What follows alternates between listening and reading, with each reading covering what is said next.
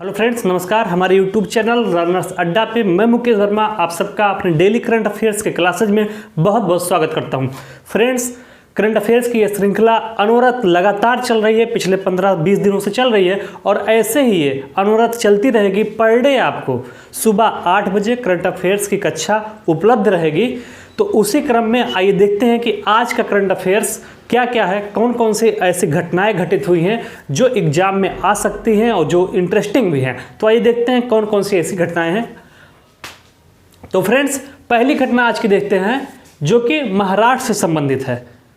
महाराष्ट्र से संबंधित क्या है कि वहाँ के शिक्षा विभाग ने, महाराष्ट्र के शिक्षा विभाग ने 8 से 14 नवंबर तक, कब से कब तक, 8 से 14 नवंबर तक राज्य के सभी स्कूलों में बाल सप्ताह मनाने की घोषणा की है। तो फ्रेंड्स, आप सबको पता होगा कि अक्सर कोई ना कोई सवाल पूछ लिया जाता है सप्ताह को लेके कि कहाँ पे कौन सा सप्ताह मनाया गया है। कभी पर्यावरण सप्ताह मनाया जाता है, कभी बाल सप्ताह मनाया जाता है और किस विभाग ने ये सप्ताह मनाया है, यहाँ से क्वेश्चन बनता है। तो फ्रेंड, महाराष्ट्र के शिक्षा विभाग ने 8 से 14 नवंबर तक, किस विभाग ने, विभाग भी याद कर लीजिए, शिक्षा विभाग ने 8 से 14 नवंबर तक राज्य के सभी स्कूलों में बाल सप्ताह मनाने की घोषणा की है। तो किस राज्य ने की है ये जान लीजिए। महाराष्ट्र ने की है। महाराष्ट्र के किस विभाग ने की है? तो महाराष्ट्र के शिक्षा विभाग ने की है। कौन सा सप्ताह मनाने की घोषणा? बाल सप्ताह। कब से कब तक? 8 से 14 नवंबर तक। महाराष्ट्र के बारे में ही 2-3 चीज़ें और देख लेते हैं। फ्रेंड्स, महाराष्ट्र में मेरा परिवार मेरी जिम्मेदारी स्वास्थ्य अभियान भी चलाया जा रहा है। अगर आपसे सवाल कभी पूछे एग्जाम में कि मेरा परिवार मेरी जिम्मेदारी स्वास्थ्य अभियान कहाँ चलाया जा रहा है, तो उसका सही जवाब होगा महाराष्ट्र में चलाया जा रहा है। तो फ्रेंड्स, मेरा परिवार मेरा अभियान स्वास्थ्य अभियान, मेरा परिवार मेरी जिम्मेदारी स्वास्थ्य अभियान आपके महाराष्ट्र में चलाया जा रहा है। इसके अलावा वहाँ के 2-3 ट्रेडिशनल पक्षों को देख लेते हैं, जैसे संजय गांधी नेशनल पार्क। कभी आपसे पूछे कि संजय गांधी नेशनल पार्क कहाँ पे स्थित है, तो फ्रेंड्स कभी आपसे अगर पूछता है कि संजय गांधी राष्ट्रीय उद्यान कहाँ स्थित है, गुगुमल राष्ट्रीय उद्यान कहाँ पे स्थित है, या नवेगांव नेशनल पार्क कहाँ पे स्थित है, तो फ्रेंड्स ये तीनों नेशनल पार्क महाराष्ट्र में स्थित हैं। चाहे आपसे संजय गांधी नेशनल पार्क के बारे में पूछे, चाहे आपसे गुगुमल नेशनल पार्क के बारे में पूछे, चाहे आपसे नवेगांव नेशनल पार्क के बारे में पूछे, तो फ्रेंड्स ये तीनों नेशनल पार्क कहाँ पे स्थित है? महाराष्ट्र में ही स्थित है। आइए देखते हैं इसके बाद अगली टॉपिक करंट अफेयर की दृष्टि से कौन सी महत्वपूर्ण है। फ्रेंड्स, अगला आपका चर्चा में है दिल्ली। दिल्ली क्यों चर्चा में? फ्रेंड्स, दिल्ली इसलिए चर्चा पे है क्योंकि वहाँ पे प्रदूषण का स्तर लगातार बढ़ रहा, आप जान ही रहे होंगे। तो इस वजह से दीपावली पर पटाखों पर प्रतिबंध लगाने वाला दूसरा राज्य बन गया है कौन? दिल्ली। तो पटाखों पर प्रतिबंध लगाने वाला दूसरा राज्य, फ्रेंड, दूसरा राज्य बन गया है कौन? दिल्ली बन गया। किस लिए उसने लगाया है ये प्रतिबंध? तो दिल्ली ने ये प्रतिबंध बढ़ती पर्यावरण प्रदूषण को देखते हुए, जिसकी वजह से दिल्ली में आजकल फॉग आप देख रहे होंगे, वहाँ पे धुंधला धुंधला सब कुछ नज़र आ रहा है, एयर इंडेक्स वहाँ का बहुत हाई हो गया। तो इस वजह से दिल्ली ने पटाखों पर प्रतिबंध लगाया है और ऐसा करने वाला वो दूसरा राज्य है। तो फ्रेंड्स, यहाँ पे इसी के साथ ये भी जान लीजिए कि प्रथम राज्य कौन सा है। तो पटाखों पर प्रतिबंध लगाने वाला प्रथम राज्य आपका राजस्थान है। तो दिल्ली और राजस्थान दोनों राज्यों ने पटाखों पर प्रतिबंध लगा दिया है। सबसे पहले पटाखों पर प्रतिबंध लगाने वाला राज्य आपका राजस्थान है और उसके बाद दिल्ली दूसरा ऐसा राज्य बना जिसने पटाखों पर प्रतिबंध लगाया है। फ्रेंड्स, दिल्ली में ही भारत का पहला प्लाज्मा बैंक स्थापित किया गया है। अगर आपसे पूछे कि भारत का पहला प्लाज्मा बैंक कहाँ शुरू किया गया या कहाँ स्थापित किया गया, तो भारत के पहले प्लाज्मा बैंक की शुरुआत आपके दिल्ली में ही की गई है। तो कोरोना वायरस के कारण वहाँ पे प्लाज्मा थेरेपी की जा रही है, तो उसी को देखते हुए पूरे देश में सर्वप्रथम दिल्ली में ही प्लाज्मा बैंक की शुरुआत की गई थी, या प्लाज्मा बैंक वहीं पे स्थापित किया गया था। ये बात आप याद रखिएगा क्योंकि इस समय कोरोना काल चल ही रहा है, तो हो सकता है यहाँ से क्वेश्चन उठा के पूछ ले कि भारत में सर्वप्रथम प्लाज्मा बैंक कहाँ स्थापित किया गया। तो कन्फ्यूज मत होइएगा, महाराष्ट्र में सबसे ज़्यादा केस है, तो लोग कंफ्यूज होकर वहाँ लगा सकते हैं कि महाराष्ट्र में सबसे पहले प्लाज्मा बैंक स्थापित किया गया, लेकिन ऐसा नहीं है। सबसे पहले प्लाज्मा बैंक आपके दिल्ली में स्थापित किया गया। तो फ्रेंड्स, दिल्ली में भारत का पहला प्लाज्मा बैंक शुरू किया गया था। फ्रेंड्स ट्रेडिशनल पक्षों की अगर हम बात करें तो दिल्ली में विधानसभा सीटों की कुल संख्या कितनी है? तो फ्रेंड दिल्ली में विधानसभा सीटों की कुल संख्या 70 है। बाकी स्टेट जो फ्री स्टेट हैं, मतलब कि जो पूर्ण राज्य का दर्जा जिनको प्राप्त है, ऐसे स्टेट वहाँ पे जो मंत्रिपरिषद की संख्या होती है वो 15% होती है। लेकिन दिल्ली जैसे केंद्र शासित प्रदेशों में मंत्रियों की कुल संख्या केवल कितनी हो सकती है? विधानसभा सीटों का 10%। जितनी वहाँ पे विधानसभा सीटें हैं उसका 10%, अर्थात दिल्ली में टोटल 7 मंत्री हो सकते हैं। मुख्यमंत्री को लेते हुए टोटल 7 मंत्री ही वहाँ पे हो सकते हैं। तो फ्रेंड्स ट्रेडिशनल पक्षों के बारे में हमने 2 चीज़ जाना कि दिल्ली में विधानसभा सीटों की संख्या 70 है और दिल्ली एक केंद्र शासित प्रदेश है। जहाँ भी केंद्र शासित प्रदेश है वहाँ अगर टोटल मंत्रियों की संख्या कभी पूछे तो कुल विधानसभा सीटों का 10%, बाकी स्टेट में पूछे तो कुल विधानसभा सीटों का 15%। आइए देखते हैं अगली टॉपिक कौन सी है। तो फ्रेंड्स अभी हाल ही में एक बुक का विमोचन हुआ है। एक बुक उससे पहले एक यहाँ पे और बचा हुआ उसको देख लीजिए। ए.के. गुप्ता। ए.के. गुप्ता कौन है? तो ए.के. गुप्ता को ONGC विदेशी लिमिटेड का MD और CEO नियुक्त किया गया है। विदेशी लिमिटेड का मतलब क्या है? विदेशी उसकी एक शाखा और खोली गई है। किसकी? ONGC की। ONGC का फुल फॉर्म है आपका oil and natural gas corporation limited. Oil and natural gas corporation limited full form है आपके ONGC का, जिसके विदेशी लिमिटेड के MD और CEO नियुक्त किए गए हैं आपके ए.के. गुप्ता। तो ये सवाल पूछ सकता है कि ONGC के विदेशी लिमिटेड के CEO और MD कौन नियुक्त हुए हैं? तो उनका नाम है ए.के. गुप्ता। आइए देख लेते हैं कि इसका मुख्यालय कहाँ है। तो फ्रेंड्स ONGC का मुख्यालय आपके दिल्ली में है। कहाँ पे है? दिल्ली में इसका मुख्यालय स्थित है। किसका? ONGC का। तो फ्रेंड्स ONGC का मुख्यालय आपके दिल्ली में है और इसकी स्थापना कब की गई थी? 1956 में। तो 1956 में इसकी स्थापना की गई थी। मुख्यालय इसका दिल्ली में है और फुल फॉर्म इसका क्या है? Oil and natural gas corporation limited, ONGC का फुल फॉर्म है। तो ये 3 करंट अफेयर्स हमने पढ़ा। आइए देखते हैं चौथी टॉपिक क्या है। फ्रेंड्स अभी हाल ही में एक बुक बाय बाय कोरोना, तो बाय बाय कोरोना नामक एक बुक का हाल ही में विमोचन किया गया है। इसके लेखक आपके डॉक्टर प्रदीप श्रीवास्तव हैं। बाय बाय कोरोना पुस्तक के लेखक डॉक्टर प्रदीप श्रीवास्तव में है। हाल ही में इसका विमोचन उत्तर प्रदेश की राज्यपाल आनंदीबेन पटेल ने किया है। तो फ्रेंड्स आनंदीबेन पटेल ने अभी हाल ही में बाय बाय कोरोना पुस्तक का विमोचन किया है, जिसके लेखक डॉक्टर प्रदीप श्रीवास्तव हैं। और ये जो डॉक्टर प्रदीप श्रीवास्तव हैं ये CSIR लखनऊ के वैज्ञानिक हैं। ठीक फ्रेंड्स, CSIR लखनऊ के वैज्ञानिक हैं डॉक्टर प्रदीप श्रीवास्तव। उन्होंने ही बाय बाय कोरोना नामक पुस्तक लिखी है, जिसका विमोचन यूपी की राज्यपाल आनंदीबेन पटेल ने किया है। इस किताब को आगे 3D संस्करण में भी बनाने की योजना रखी गई है। तो ये इसके साथ एक एडिशनल जानकारी ये भी जान लीजिए कि बाय बाय कोरोना पुस्तक को आगे 3D संस्करण में भी पेश करने की योजना है। फिर आइए देखते हैं अगली महत्वपूर्ण टॉपिक जो क्रिकेट प्रेमियों के लिए भी बहुत ही रुचिकर है और हमारे पढ़ने के लिए तो रुचिकर है ही। IPL 2020 का कल फाइनल हुआ है।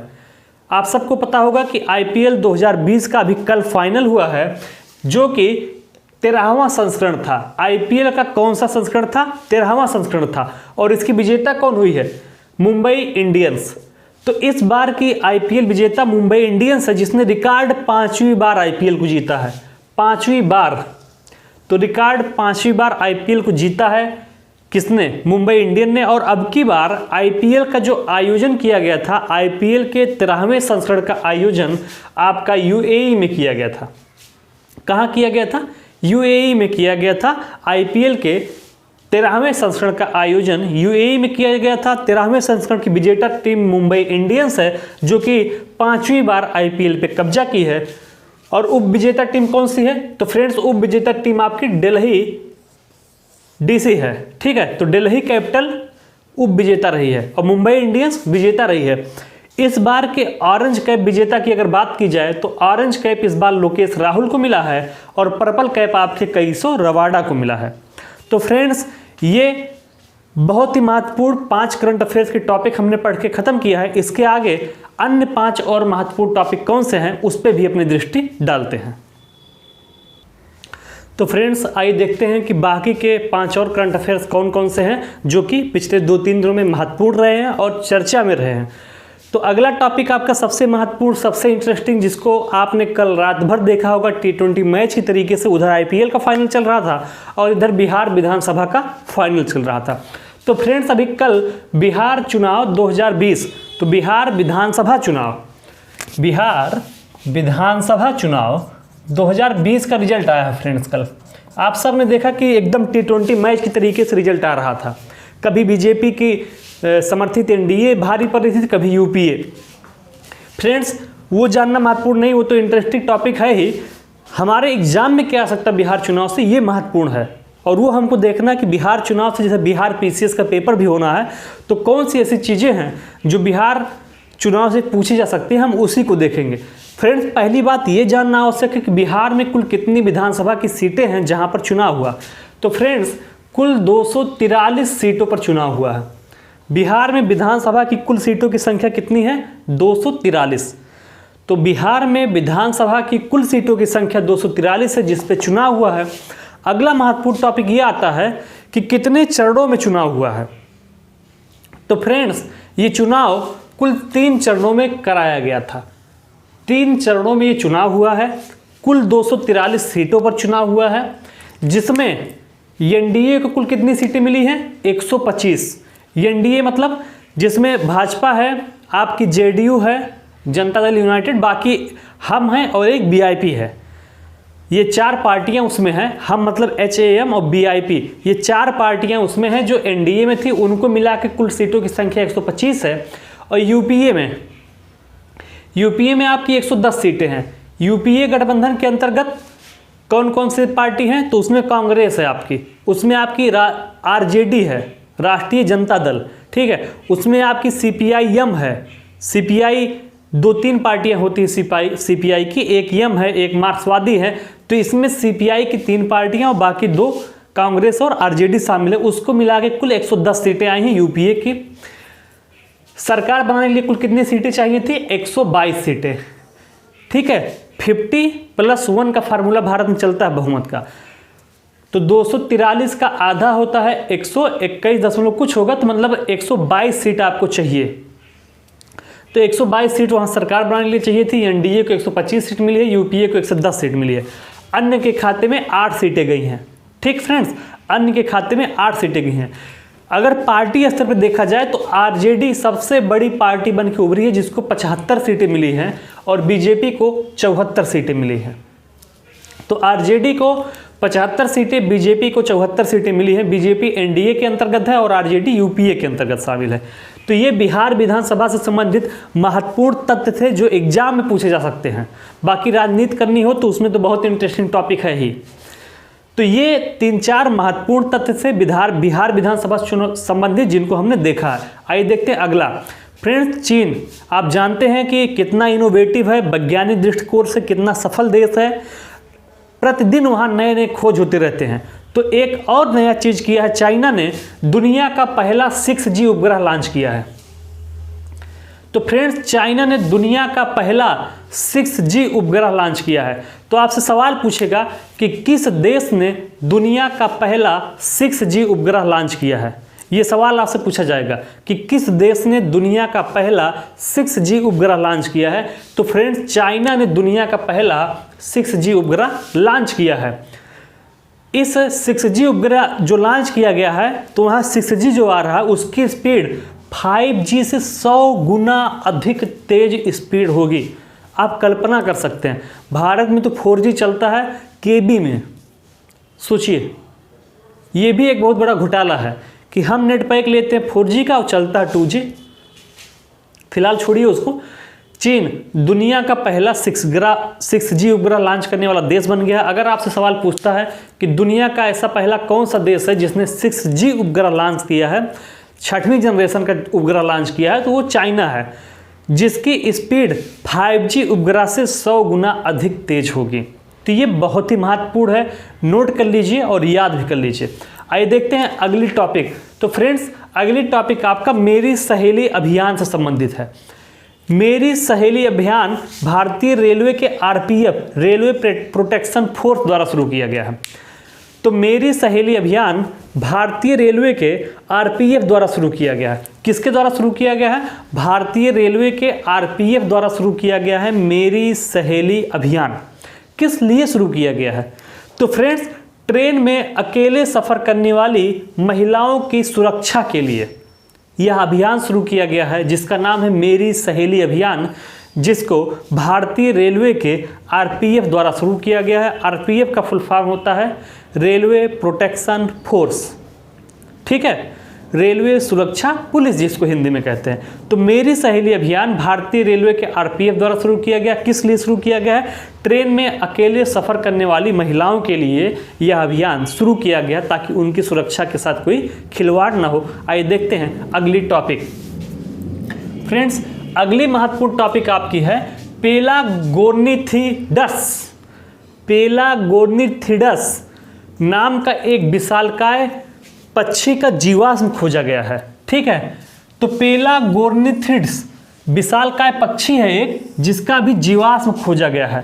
तो आपसे पूछ सकता है कि हाल ही में किस विशालकाय पक्षी का जीवाश्म खोजा गया है? तो उसका नाम पेलागोर्निथिड्स। तो पेलागोर्निथिड्स नामक विशालकाय पक्षी का जीवाश्म अभी हाल ही में खोजा गया है। ये उम्मीद की जा रही है लगभग 50 मिलियन वर्ष पूर्व का पक्षी है। तो यह विशालकाय पक्षी जिसका जीवाश्म खोजा गया है, यह लगभग 50 मिलियन फ्रेंड्स 50 मिलियन वर्ष पूर्व, तो 50 मिलियन एगो का आपका विशालकाय पक्षी ढूंढा गया। आप कल्पना कर सकते हैं कितना पुराना जीवाश्म वैज्ञानिकों ने खोजा है। तो हो सकता है एग्जाम में पूछ ले।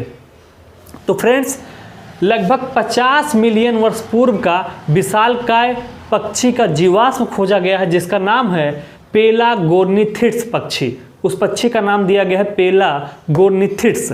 तो पेलागोर्निथिड्स पक्षी का नाम है। इसके पंखों का विस्तार लगभग 21 फीट है। फ्रेंड्स इस पक्षी के पंखों का विस्तार लगभग 21 फीट है। कितना है? लगभग 21 फीट है।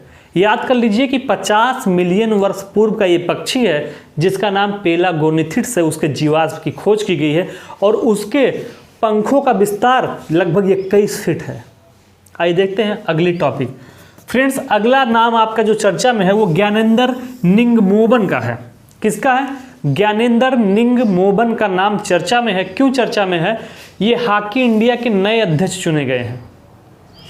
तो फ्रेंड्स हॉकी इंडिया के नए अध्यक्ष चुने गए हैं ज्ञानेंद्र निंगमोबन।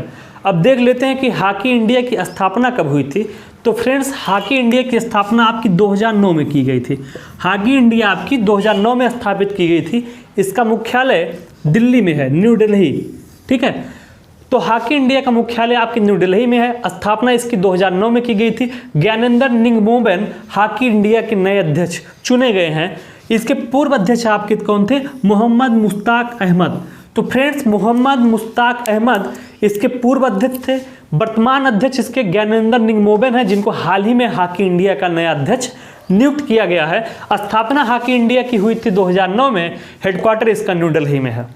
तो फ्रेंड्स हमने आज के करंट अफेयर में 12 नवंबर के करंट अफेयर में हमने 10 महत्वपूर्ण टॉपिक पढ़ लिया है, जिसमें हमने आईपीएल के बारे में चर्चा कर लिया, जिसमें हमने बिहार चुनाव के बारे में चर्चा कर लिया, जिसमें हमने अभी 2 दिन पहले चाइना में लॉन्च किए गए 6G उपग्रह के बारे में चर्चा कर लिया। हॉकी इंडिया के नए अध्यक्ष बनाए गए हैं ज्ञानेंद्र निंगमोबन, उनके बारे में चर्चा कर लिया। तो फ्रेंड्स हमने बहुत ही इंटरेस्टिंग और एग्जाम में पूछे जाने वाले सवालों पे ही चर्चा किया है। इसको आप डेली का डेली करंट अफेयर नोट करते हुए चलिए। ये हमको लगता है 17वीं क्लास आपकी है, 17वीं या 18वीं क्लास है। तो धीरे धीरे 10 क्लास और जाएगी, आपकी 30 क्लास पूरी हो जाएगी।